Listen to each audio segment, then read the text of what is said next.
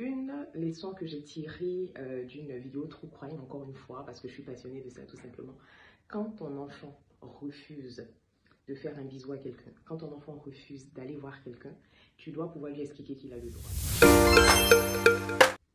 Malheureusement, dans certaines cultures, dans certaines éducations, pour un enfant dire non, c'est un tabou, ça veut dire que tu ne respectes pas, ça veut dire que tu ne respectes pas les adultes. Non, l'enfant a le droit de dire non s'il n'a pas envie d'avoir des contacts avec quelqu'un. L'enfant a le droit de dire non s'il se sent mal à l'aise avec quelqu'un. La difficulté, le danger, quand en tant que parent, on ne sait pas écouter notre enfant, on ne sait pas lui faire comprendre que son corps lui appartient, que personne ne doit toucher à son corps, on expose nos enfants à des prédateurs. Aujourd'hui, nous devons comprendre que les prédateurs sont partout, tout simplement.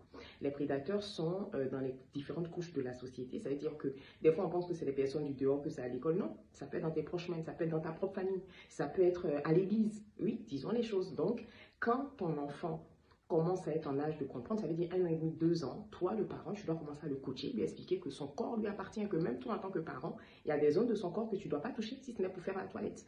Il y a des zones de son corps que tu ne peux pas toucher juste pour t'amuser. Il ne doit pas aller montrer certains endroits à certaines personnes. Si un tonton ou une tata lui demande de venir s'asseoir sur ses jambes ou quoi, non, l'enfant n'a pas à le faire. On ne peut pas obliger un enfant, par exemple, à faire un bisou. Je suis énervée parce que je vois trop de choses ces derniers temps-là et je pense que pour certains parents, on n'a pas encore compris le danger que représente notre époque en fait. On n'a pas encore compris combien de fois nos enfants sont en danger. Nous-mêmes en tant qu'êtres humains, en tant qu'adultes, nous sommes en danger. À plus forte raison pour nos enfants.